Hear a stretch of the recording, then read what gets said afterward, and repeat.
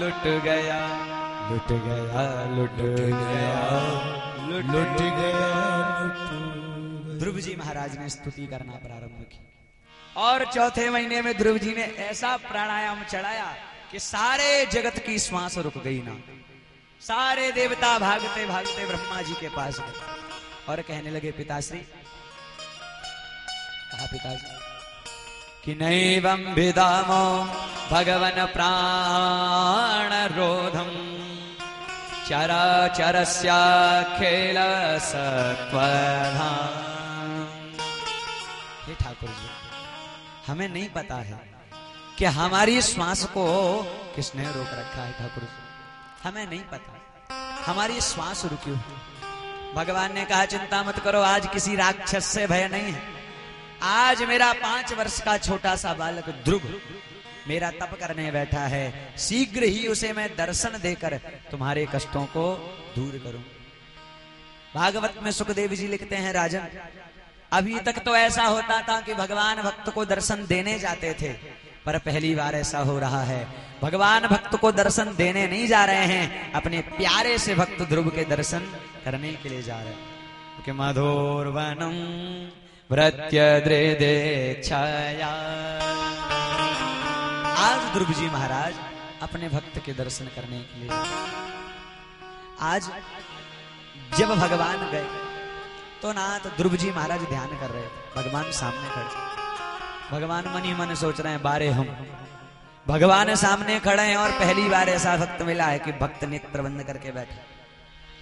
भगवान ने तुरंत ध्रुव जी के अंतरात्मा में जो झांकी थी उसे अंतर ध्यान कर दिया, उसे तुरंत अंतर ध्यान कर दिया। और जैसे ही झांकी अंतर ध्यान हुई, ध्रुव जी महाराज तुरंत हाथ जोड़ करके सामने खड़े और भगवान की स्तुति करते हुए कहते हैं, प्रभु योऽन्तः प्रवेश्य मम वाचमे मां प्रसोक्तां संजीवयत्यखिल सत्तेधारस्मधाम्ना। अन्याश्च हस्तचरण श्रवणात्वगादीन् प्राणान् नमो भगवते पुरोसायतुभ्यम्। हे ठाकुर जी, आप बहुत दयालु हैं। अगर आपकी कृपा हो जाए मालिक, तो गूंगा बोलता है, लंगड़ा भी नाचता है और बहरा भी सुनता है, पर शर्त है आपकी कृपा होनी चाहिए। ठाकुर जी, आपने मेरे अंदर प्रवेश करके यह अंतः प्रविश्य मम इमाम प्रसुप्ताम वाणीं स्वजाग्रय। हे बांके बिहारी, आपने मेरे अंदर प्रवेश करके मेरी इस सोई हुई वाणी को आपने जगाया। प्रेम से कहिए राधे। मम इमाम प्रसुप्ताम वाणीं स्वजाग्रयति। हे प्रभु, अन्याश्च हस्तचरण श्रवणत्वगादीन् प्राणान् नमो भगवते पुरोसायतुभ्यम्। हे ठाकुर जी, आपको मेरा प्रणाम है। आपने मुझ जैसे 5 वर्ष के बालक, क्योंकि सबसे ज्यादा भगवान को प्राप्त करना किसी के लिए कठिन है, तो वह बालकों के लिए और स्त्रियों के लिए। प्रभु आपने मुझे दर्शन देकर आज यह सिद्ध कर दिया कि आपको पाने की कोई उम्र नहीं। जब जीव के मन में भाव जागे तब वह श्रीनाथ को पुकारे और श्रीनाथ भगवान दौड़े दौड़े चले आते हैं, पर सच्ची भावना पुकारने की होनी चाहिए। श्रेष्ठ भावना से अगर बांके बिहारी को पुकारोगे प्यारे, तो आज भी वह बांके बिहारी आने को तैयार। जब वह 5 वर्ष के ध्रुव के बुलावे पर आ सकता है, तो हम जो 50 साल के इतने बड़े बड़े हो गए हैं, क्या हमारे बुलाने पर नहीं आए?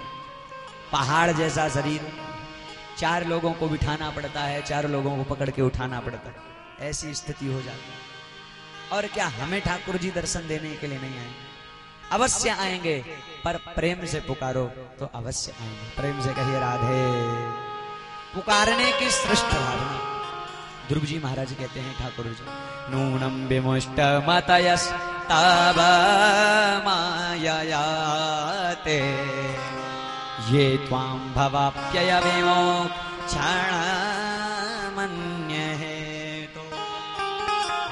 अर्चन्ते कल्पकतरुं कोणपोपभोग्य मिच्छन्ति यत्स्परसजं मेरा ये पिनृणाम। हे ठाकुर जी, आपकी ये जो माया है, आपकी ये जो माया, नूनम विमुष्ट मतयस्तव माया, इसने हर जीव की बुद्धि को नष्ट कर रखा। बांके बिहारी सामने खड़े रहते हैं, फिर भी उस बांके बिहारी को पहचान नहीं पाता।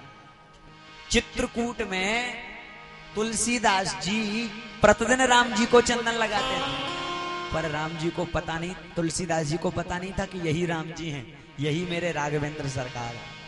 पर तब नाथ तुलसीदास जी महाराज के गुरु श्री हनुमंत लाल जी महाराज ने सुख का, तोते का रूप धारण किया और आवाज में बोले कि चित्रकूट के घाट पे भई संतन की भीड़, तुलसीदास संतन से तिलक देता रघुवीर। संतन नहीं, चंदन घिसे। प्रेम से कहिए राधे। और संत का जीवन भी चंदन की तरह ही होता है प्यार। संत का जीवन घिसने के लिए घिसे जाओ, चंदन भी घिस करके जितना घिसोगे उतनी सुगंध देगा। उसी तरह संत के जीवन में भी जितना संघर्ष रहेगा, संत भी अपने शरीर को जितना तपाएगा, उसके शरीर में भी उतना तेज चमकेगा। प्रेम से कहिए राधे। पर संतों की बात हो रही है भैया। तुलसीदास जी को जब बताया तब तुलसीदास जी पहचान गए कि ओह यही मेरे राम है। भगवान सामने खड़े रहते हैं और भक्त नहीं पहचान पाता है ना, इसलिए कब ना जाने किस रूप में वह बांके बिहारी आ जाए, कोई पहचान नहीं सकता है। प्रेम से कहिए राधे। कोई नहीं पहचान।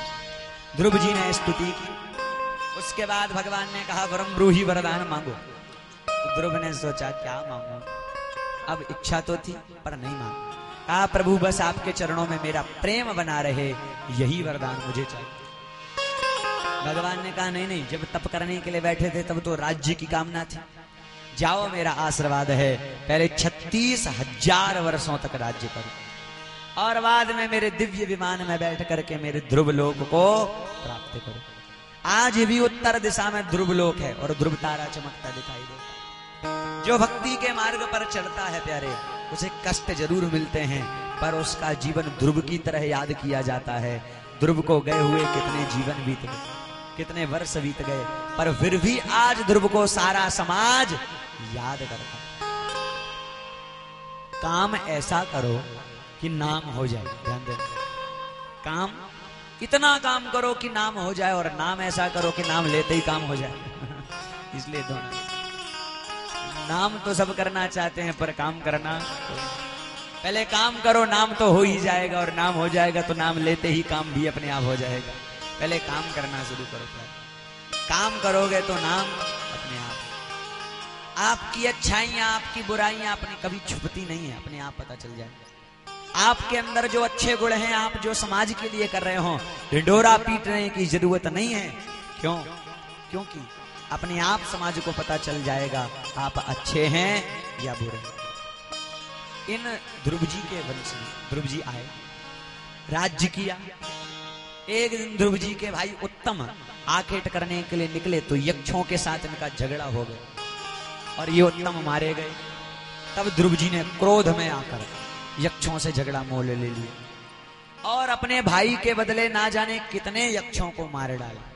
तब नाथ इनके दादा मनु जी प्रकट हुए और समझाया, देखो बेटा, नायम मार्गो ही साधुना रसिकेशानुवर्तेना। भगवत भक्तों का ये मार्ग नहीं है बेटा ध्रुव, जिस मार्ग पर तुम चल पड़े। भगवान के भक्त बिना कारण से किसी से झगड़ा नहीं करते। अरे तुम्हारे भाई को यक्षों ने नहीं मारा, समय ने मारा, मृत्यु आ गई तो फिर जाना ही पड़ता। तब ध्रुव जी लौटे और 36,000 वर्ष जब पूरे हुए तो एक विमान आया। ध्रुव जी विमान में बैठे और बैठ करके ठाकुर जी के धाम जाने लगे तो मृत्यु देवी आई। मृत्यु और मूर्धनि पदम दत्वा आरोहाद्भुतम ग्रहम। ध्रुव जी विमान में बैठे और जब विमान में चलने लगे नाथ, विमान आधे रास्ते तक पहुंचा था। ध्रुव जी ने कहा जरा ठहरो, विमान को नीचे लेकर के चलो। क्यों? कहा जल्दबाजी में, जल्दी जल्दी में एक अपनी जरूरी चीज तो नीचे ही भूल आया। क्या? अरे जिस माँ की कृपा से, जिस माँ के आशीर्वाद से मैंने श्रीनाथ को पाया है, वह मेरी भोली सी मैया तो नीचे ही रह गई है। भगवान के पार्षदों ने कहा, ध्रुव, जिस कुल में तुम्हारे जैसा भक्त जन्म ले लेता है, उस कुल की 21 पीढ़ियां तो अपने आप ही तर जाती हैं।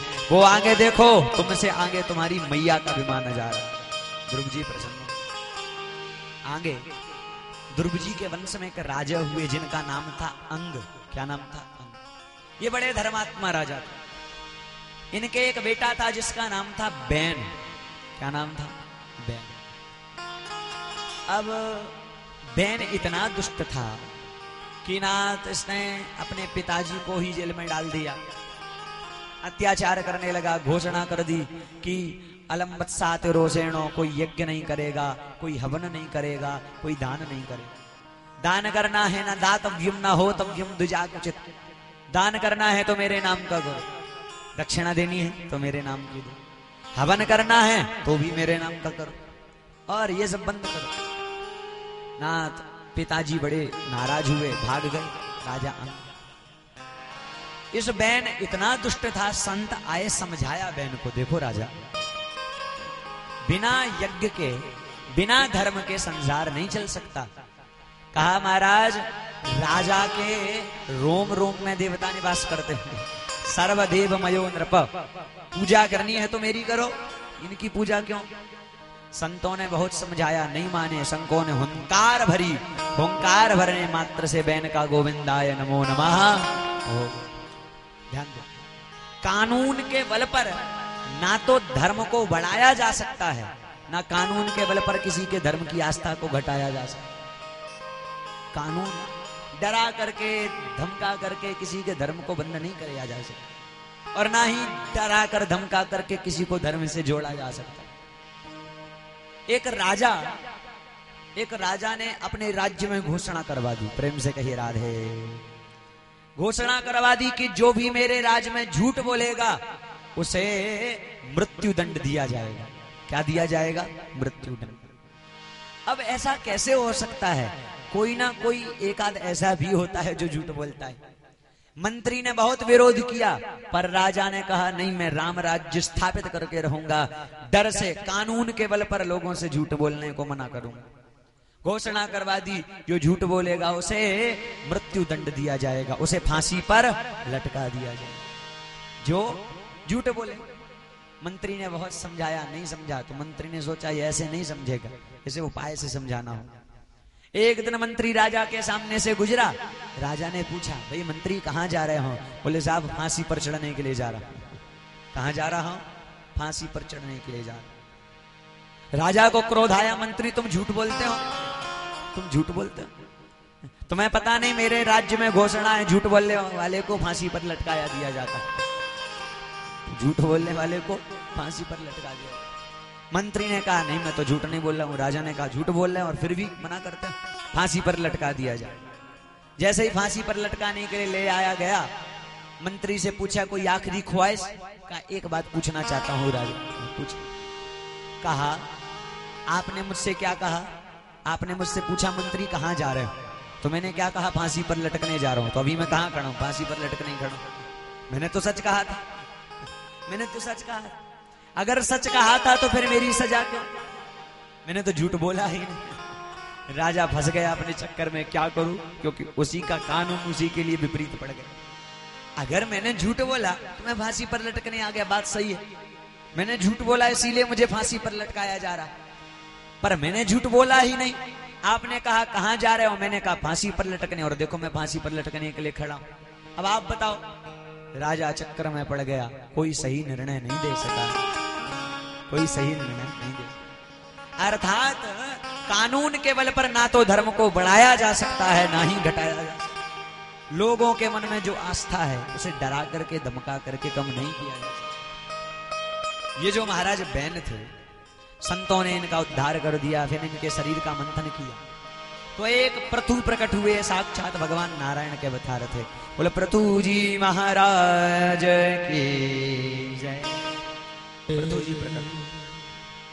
इन पृथु जी से भगवान प्रसन्न हुए। पृथु जी ने भगवान से 10,000 कान मांगे।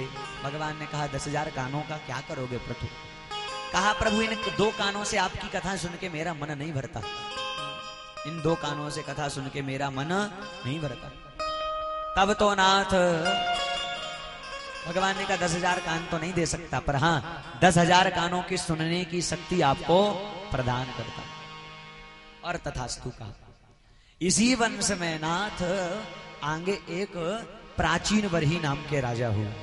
नाम था प्राचीन बरही। ये जो प्राचीन बरही थे ये यज्ञ में पशुओं की बलि दे दिया करते थे। पशुओं की बलि दिया।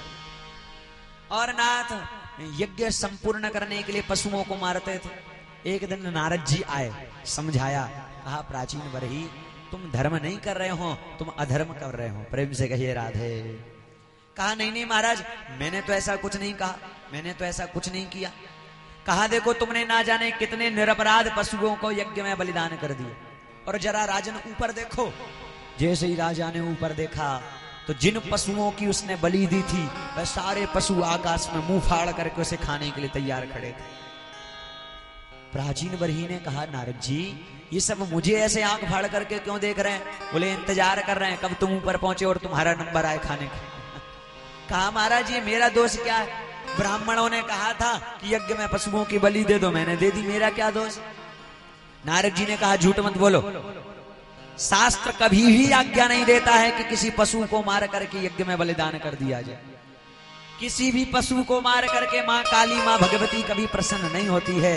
ये तो लोगों ने अपने स्वार्थ की बातें कही। माँ भगवती को प्रसन्न करने के नाम पर छोटे छोटे बालकों की हत्या कर दी जाती है। क्या कोई माँ ऐसी होगी जो अपने बालक को मरवा करके प्रसन्न हो? है तो जगत जननी। लोगों ने ये